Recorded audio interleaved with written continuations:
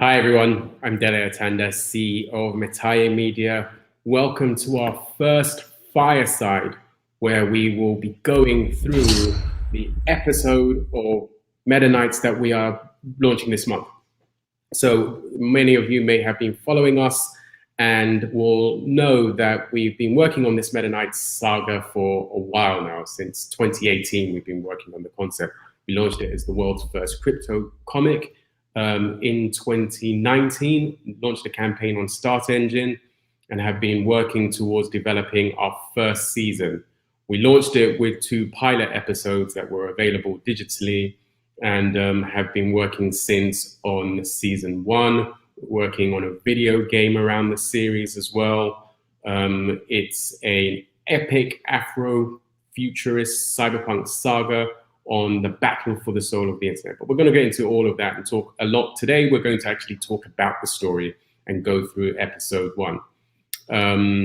One of the key things about this story, not only is it about crypto and about decentralization and the big social, cultural changes that are coming as a result of these new technologies, but it's also delivered through crypto. So it's delivered as collectible digital assets, which will effectively become NFTs. And that's a nomenclature that wasn't even really in the public space when we started the project, but now they've become the rage and people know what they are. So it's a lot easier to talk about metaKnyts in the context of digital collectibles going forward. But one of the things that we were very surprised to learn as we developed the project was actually there's a huge interest in the print comics. And even many of our investors on Start Engine, who now total over 3,300, and I think we're on the cusp of raising $900,000. Probably going to happen in the next couple of hours or so through Start Engine as a portal.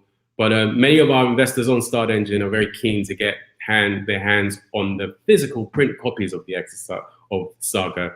So this is one of the things that is actually really encouraging about the project, that there are so many different mediums that we can actually tell this story through, and print being one of them. That's pretty critical. So, but today is less about the business and the venture and the technology. Today is really all about the story. And we're going to be having these fireside talks at least once a month. We may actually have 2 either this month or next month, because we want to get 5 episodes out before the end of the year. But they will accompany the release of the print versions of the comic, which will be available to buy.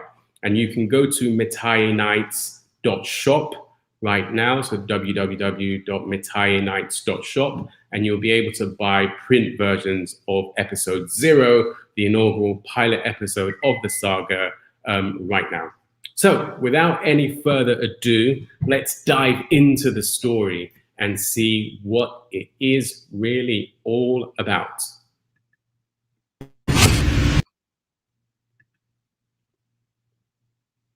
All right, so I'm going to actually run this. One of the innovations that we've done with the saga is that not only are we developing it as comics and digital comics and comics, we're also developing it as motion comics. I'm just going to turn the volume on this down a bit. So these are digital motion comics that will enable us to basically distribute the story as videos. So rather than me walking you through this inaugural episode, which I'm going to bring out in a second, keep it in this case because it's super, super cryptographic and confidential. But let's get it out. And rather than me trying to show you and flick through pages of the saga, what I will do is have our motion comic, which is a video effectively that we've created of the comic. Now, it's not quite an animation, even though a lot of the content is animated, but it's somewhere between a comic and an animation. So the text is still read. You know, in the future, we might do versions with voiceovers, but it's basically in the comic genre and comic style, but in a video format. So it's actually really helpful as a way to kind of tell you about the story and what's going on. So this sort of intro, the comic sort of starts with this intro telling you about there's a physical world and a digital world, and that digital world is overrun by a clan of cyber vampires. And those vampires are basically a fang conglomerate, which is a big conglomerate of corporations that are working towards enslaving people in the digital world so that they can control them in the physical world. So it's effectively, the world has this digital twin, and the fangs have figured out how to capture people's data, suck people's data in the physical world, and use that to enslave them in the physical world. And they're basically at war with another clan called the Bats. The Fangs are in the west and the Bats are in the east, and they're at war with each other to take over Digiterra and the world as a whole, and to capture as much of people's data as possible to do two things. One, to develop a supercomputer, a super AI, and they're racing against each other to create this super AI because they feel whoever gets there first will be able to take over control of both domains and be able to enslave people completely. So there's this battle that they're at with each other for that. But then also in the spoils of that war are then to be able to enslave humanity indefinitely, sort of ongoing. So that's sort of the background, and that's how the saga is effectively introduced. But then effectively, so this really is the beginning of the saga, and it starts with us meeting our lead character, our protagonist, Deji, who's, at the time when we meet him, he's down and out, and he's in this alley and he's homeless. And as he's just kind of recanting on that, and then he sees this guy running through the alley, who he doesn't know who he is, and he sees this guy being chased, and he hears the footsteps, and he sees that 3 people are chasing this guy, and he's like, well, I don't really know what's going on there. And you hear these guys scream out Satoshi. So obviously we learn at this point that the person that is being chased is Satoshi. And he sees these guys beating on Satoshi. They're these armed sort of private mercenary type characters that are basically chasing Satoshi. So he then thinks that, well, this is actually a kind of just, I don't know what's going on here, but 3-on-1 is a form of bullying.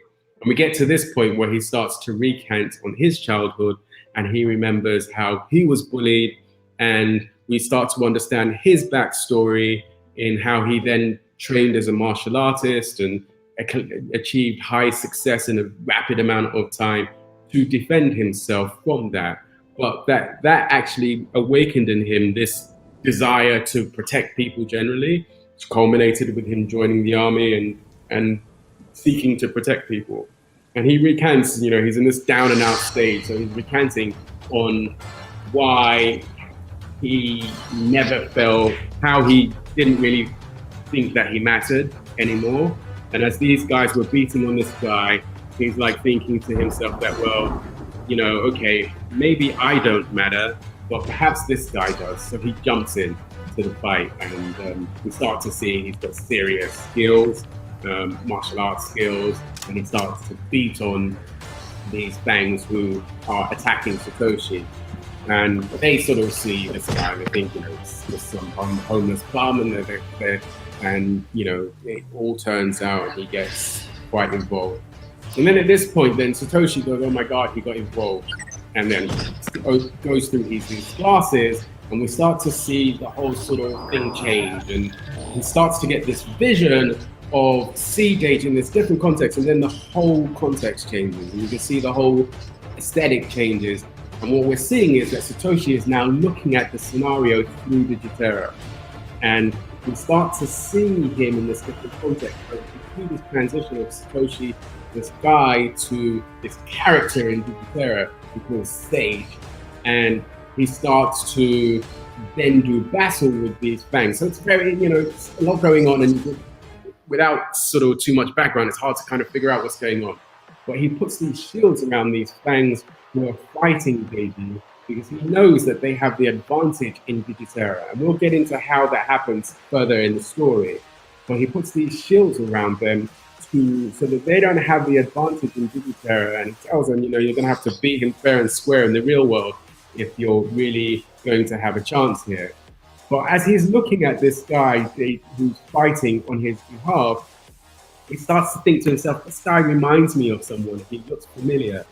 And so he starts to go through Digiterra, and we start to see here that there's this record of everything that's happened in Digiterra. I mean, we don't really see the detail of that at this stage, but he decides, okay, look, there's something to this. I need to go and check out who this guy is.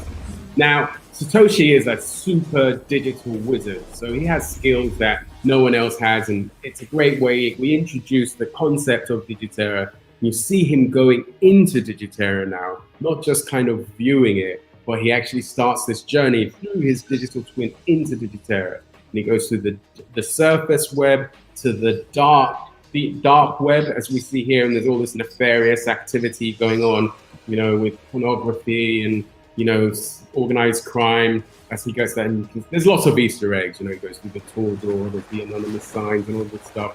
And then he gets to the deep web, and again, there's Easter eggs throughout the story here. It's riddled with Easter eggs. And then eventually he arrives in Digiterra. You can kind of see here that the world is like this digital makeup of the world there. And that's basically where episode 1 concludes. And, you know, that's the first sort of intro of the pilot. And from there, we then get into the detail of what Digiterra is. So let me kind of just end this for a second. All right, and I think we can leave that. No, we want this one. All right, there we go. So yeah, so essentially, we kind of get a rapid introduction to the concept of the story, the concept that there is this digital world and there is this physical world, and then you have these fangs who are tyrannical, and that they're really looking to, we don't know why at this stage, we don't know what's going on, but we know that they're chasing Satoshi and they're demanding something from him, and they're trying to beat on him to get something from him. But then we also see that he is able to go into this world Digiterra and do things that are somewhat fantastical. And that's kind of a real kind of part of the lore of the story. You know, it's very much a science fiction epic saga, but we wanted to base it in a way that, you know, it's like a parallel world to what we know now. And one of the things we do in that context is we try and keep a lot of the sequences and the action and the narrative and what happens in the physical world, Terra, very much aligned to the world that we understand today, governed by the laws of physics and in the way that the physical world is today. And the world of Digiterra effectively becomes a world where rules can be bent. And there's an interconnection between both of these worlds that's very deep. So essentially, like our world today, the principle is that in Terra is dominant. The world of physical matter is dominant. And this digital world is secondary. It's connected to the physical world, but it is secondary to the dominance of the physical world. In Digiterra, however, that's flipped. So in Digiterra, the digital world is dominant, and it's connected to the physical world, and data flows into Digiterra from Terra, but it is dominant. So it's governed by its own rules and its own laws within Digiterra in that regards. So that's essentially the anchor of the story. And, you know, we kind of, as I say, introduce the concepts pretty rapidly in this episode 0. Episode 0.1, we then start to really kind of embark on a little bit more. And that's kind of that's the end of the pilot season, effectively. And then season 1 is where the story kind of kicks off from there. So I'm not going to give too much away on episode 0.1 at the moment, but you know, as I say, we will be holding another of these, and we're working through the dates at the moment. I believe it's going to be later this month, either later this month or earlier October. I can't remember exactly. We've been changing the dates around, but we'll be sending out a communication around where you can see those, when you can find out when the new episodes are. But as I say, you can buy the comics now. They're available with their $11.25 each for physical print versions of them. And, you know, it's funny actually, because I will say, you know, we started this project with a real focus on the crypto comics and the digital sort of expression and the crypto, decentralized, ownable, digital, collectible comics. But there is something still to having physical comics. I have to concede that there is still value in that, and seeing the artwork come to life on print pages has a different value. And it's really interesting that, there's a different experience reading it in print, there's a different experience reading it digitally, there's a different experience again watching the motion comic. So some people will be, some will float, some of it will float some people's boat more than others, as they say in England, but it won't. So you'll certainly have the choice in terms of which direction you can go.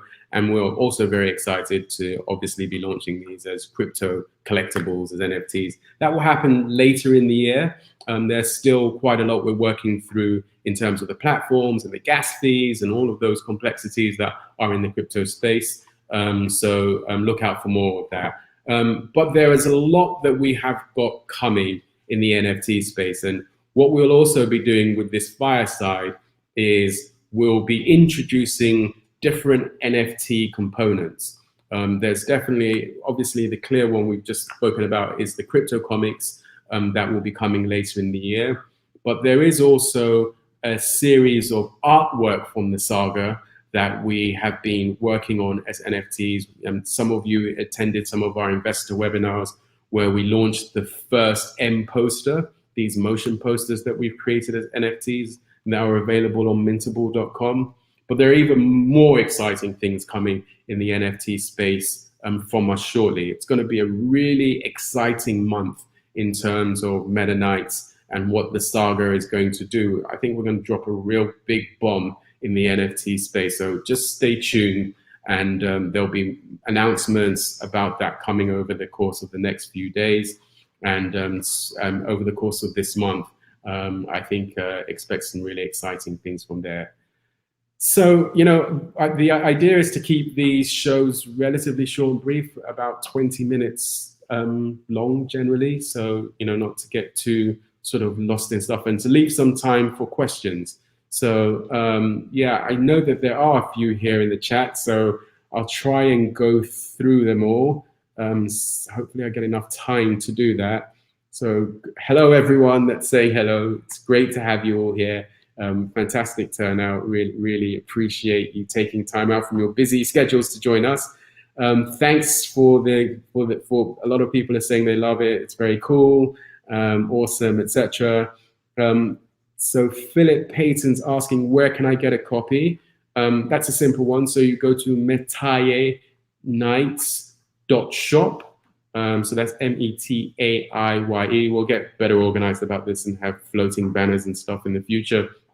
But you can go to metaKnyts.shop, and that's our merchandise store. And by the way, you can also get metaKnyts merchandise in that store. There's t-shirts, hoodies, hats. And we've got an extensive range. We kind of just released a small bit of it at the moment, but we've got an extensive range of merchandise there.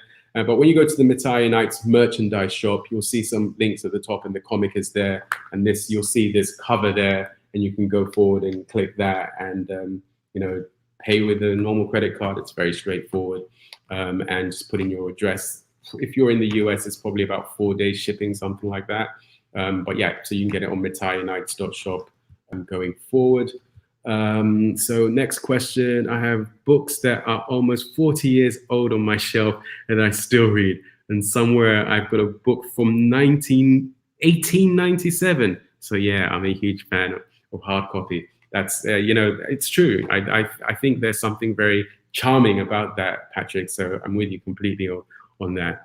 And Nina also says she's a fan of hard copy comics. It's true, believe me. And as you just saw, for example, with the motion comic, there are things that you can do with print that you can't do with digital. But then there are things that you can do with digital that you can't do with print. And I really am enjoying the ability to explore the story across multiple media.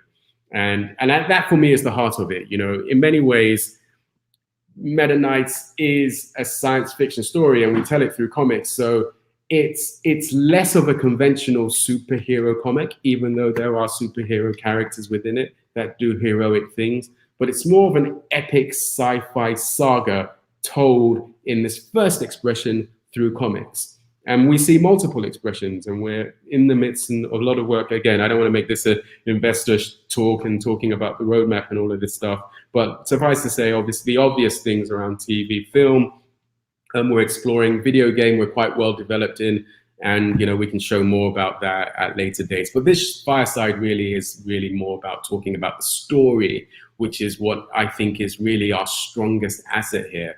We describe metaKnyts as the Matrix meets Mr. Robot on the road to Wakanda. And I think that's been a catchphrase. And I'm really excited about just getting the story into people's hands and allowing people to engage with that story in multiple ways at the moment. But anyway, let me get back to the questions so I can try and get through them all. So Patrick Rogers said, I invested because I think you've got some great IP and good cutting edge ideas for the use of the NFT space. Patrick, you ain't seen nothing yet. I thank you very much, and I don't mean to sound big-headed, but we are going to, again, a few of you might know a little bit of the backdrop of MetaMe and the Internet Foundation. We've been working in this space around data sovereignty and decentralized tech in that space. And for us, we always saw metaKnyts as a way to bring this technology to the world. But I think more than just a tool for putting the technology into people's hands, it's going to allow us to really bring home the why of crypto, the why of cryptocurrencies, of crypto data, of decentralized AI. So it's going to, for us, it's an on-ramp to bring people into that. So thank you very much, Patrick, for that comment. And I don't think we're going to let you down. I think stay close. There's going to be some really great innovations coming in that space. So Nana is also saying, I'm excited for the art releases in the NFT space. Absolutely. What are avatars? It's a great question. So this is from Paul Shepard. This is one of the things we do a lot with metaKnyts is we go into, it traverses the space of mythology and cosmology. So, a lot in the crypto space and is very technical and is all about mathematics and reason and coding, and all of that stuff is critical because it gives us, immutability, reliability, attestation, and all of this kind of these very, very important traits. But ultimately, for people to connect with this stuff, you have to get into the mythos of it a little bit more. And avatars, which is now a popular word in the digital space, is actually an ancient Sanskrit term. It relates to this idea that people have projections of themselves. So, Sufis and ancient Indus shaman would conjure up these avatars, supposedly in mythology, and be able to do work through these avatars across different dimensions and planes. And so this is the heart of the concept of your digital twin.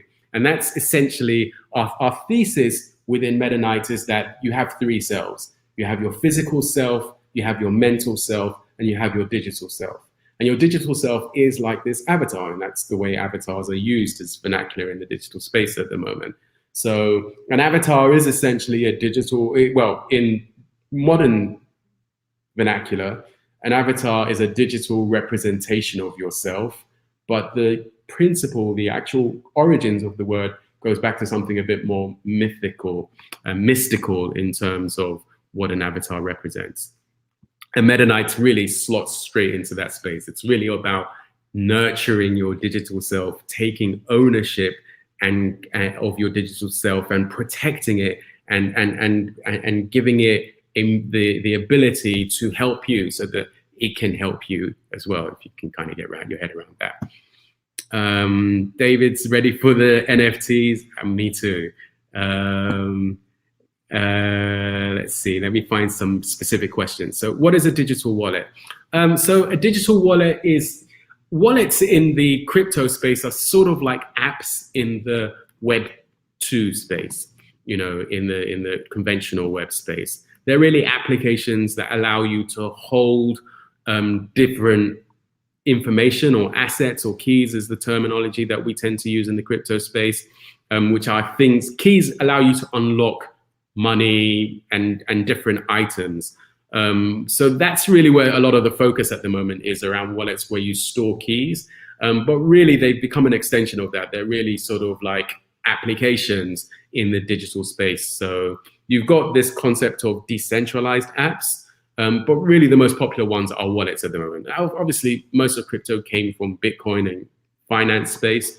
So really, there's a big, heavy financial focus in the space. But we're starting to get into NFT space, for example. A wallet would be where you hold your NFTs, or where you hold your digital items in a way that is decentralized. So when you have your items in your wallet, it means that no one can take them away from you, because it's like physically having something and putting it in your wallet effectively. Story is king from Patrick. Yes. Can you talk about VR from Dele Atanda? Yeah, absolutely. So I would say that in Digiterra, the principle of Digiterra is like VR effectively. And certainly we are building out a video game around metaKnyts, and the ultimate expression of that, of the Digiterra component of the story, would be VR, where you go into Digiterra and you kind of experience it in this fully immersive way. So that's definitely on the roadmap for us. The principle of Digiterra, though, in the story is that it goes beyond just being a virtual simulation. It's like it's actually a world. It's a digital world. It's sort of like Tron in a way, less like the Matrix, in the sense that the Matrix is this simulation that we all live in, and the Matrix feels real. But Digiterra, as I say, in Digiterra, that reality is primary, and the physical world is like this more abstract, isolated world that feeds into Digiterra. So kind of like Tron was like in that sense. It's this world that exists and has its own rules and operates by its own laws. The laws of physics are different in Digiterra than they are in Terra. Not completely related, but it allows different things to happen. So that's sort of, VR will become an expression of how we do that, of how we enable that, but it goes beyond VR. And so it's special. So hi, Dele, excited to be here. My first digital. How do you receive the items for investing? It's a good question. I mean, this isn't really an investor show, and we do have investor workshops and we do stuff on Start Engine, but we're going to start rolling out. So we've distributed digital versions of the story as a perk to all of our investors, and that was one of the perks on our Start Engine campaign. We'll be distributing T-shirts to all of those who are eligible for those, print versions of the comic now that we've got the merchandise and the store going for that. And the digital avatars, that's going to be really interesting. It's a bit more complex in terms of the road to releasing that, but stay tuned on what we have coming up in the avatar space over this month. And that will give you an insight into some of the ways in which you will be able to get those components going forward. So will metaKnyts go into the metaphysics more? Absolutely, 100%, and in a big way, in a very major way. In fact, I will share that one of the things that metaKnyts is really going to be spending a lot of time focusing on is the quantum digital reality that is emerging. And that's really from quantum computing, quantum data, quantum cryptography, and quantum decryption as well, which is a big threat to the crypto space that doesn't really get enough attention. So yes, we are going to be getting into, but then quantum physics as well. We're going to get into quantum physics and quantum mechanics and metaphysics in many ways. So that begs the question, what if my phone or laptop crash? How do I recover access to NFTs I've purchased from you? Okay, I mean, that's kind of, I don't want to get too technical about that at the moment, but essentially it's through keys. So even if your phone or there are this concept of, well, they're not concepts, they're realities of what are called hard wallets. And hard wallets allow you to store your keys physically in safe spaces, and you can put currency and all of these. But ultimately, the way that crypto works is like it's a ledger. So it's like a book, right? Like a big Excel spreadsheet of transactions. And keys, your private public keys, allow you to claim rights to transactions that are on the ledger. But the powerful thing about the ledger is that it's immutable, which means it can't be changed. And it's decentralized. This is the real essence of what makes the technology transformative, is that you've got this ledger that is robust and cannot be corrupted, but it's not controlled by a central authority. So you don't have to trust a big organization to manage it. And that's the power of it. So so long as you have your keys and you can store your keys, there are long sort of hash codes. There's work happening to make that more user friendly. But so long as you have your keys, you will always be, and keys is essentially your code, you will always be able to claim your items, regardless of what wallet system you use. So that's really kind of part of it. But, that's a large part of the story as well, is training, helping people educate and teaching people about how crypto works, not only why is it important, but also about how it works. So we'll get into that more as we develop the series. And also we're going to be building out a community of fans and investors and followers and people who are sympathetic to the cause that we're trying to really espouse around self-sovereign information management, which will help educate people and train people a lot more around those specific kind of issues. So a couple of more questions here. Oh, how soon experience the comic or the Oculus Quest 2? Yeah, great question.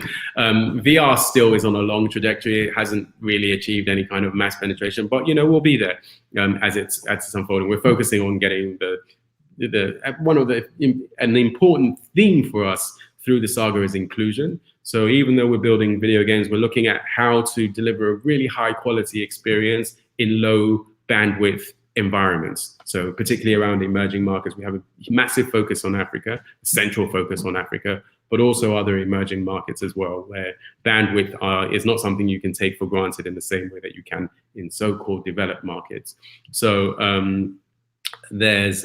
so we'll be delivering, we're focused on getting the game done in a way that many people can access in a high quality way. And then really it will just be improving the resolution and definition of the game to the point that you can get into things like VR as that technology becomes more widely dispersed.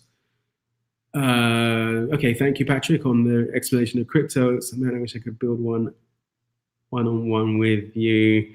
This is from Vibe Nation. I would love to just converse. Absolutely. Well, my days are getting busier as this project unfolds, but we're always open. You can reach us through our channels, and quite often one of the things we've done with our investors is we kind of have a 15-minute session where we just, anyone who's kind of part of our project can set up a time and talk to me. And we'll continue to try to do that. It becomes more difficult as we scale, but we are very open as an organization and very approachable. So please feel free to reach out, and we'd be happy to explore that with you.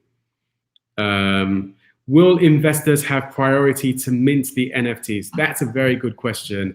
We will be working out specific perks for investors in terms of minting NFTs.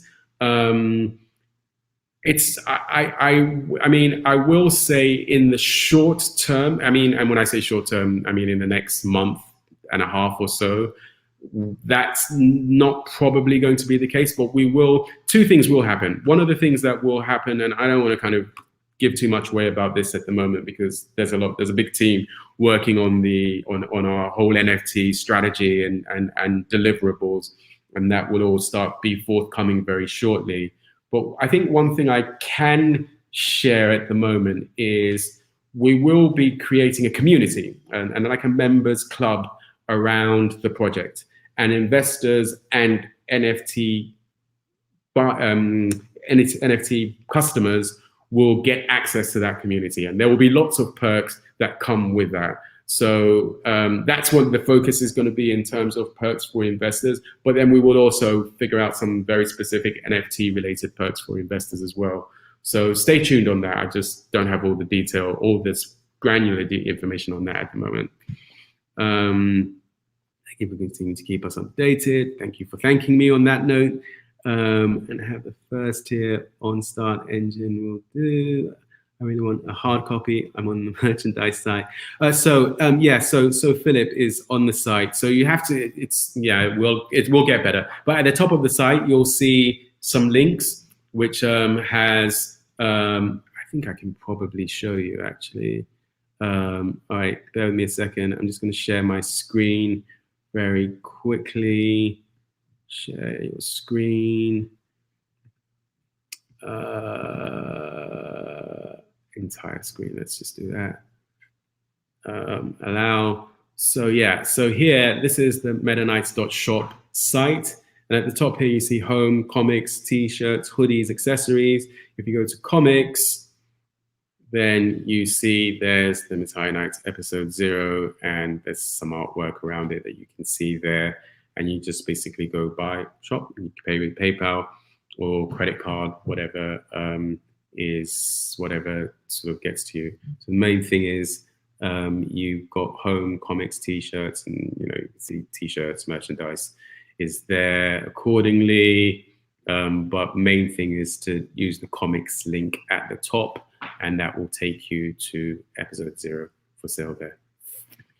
So let me just stop sharing, stop screen. Okay, there we go. Let me see, anything else? Yes, okay, that should be helpful for everyone. So I think that's it. If no one else has any other comments, I'll just say thank you everyone for joining us here today. It's really been a pleasure. As I say, we will be holding another one of these, and it will be one a month, but between September and October, there's going to be another 2 episodes.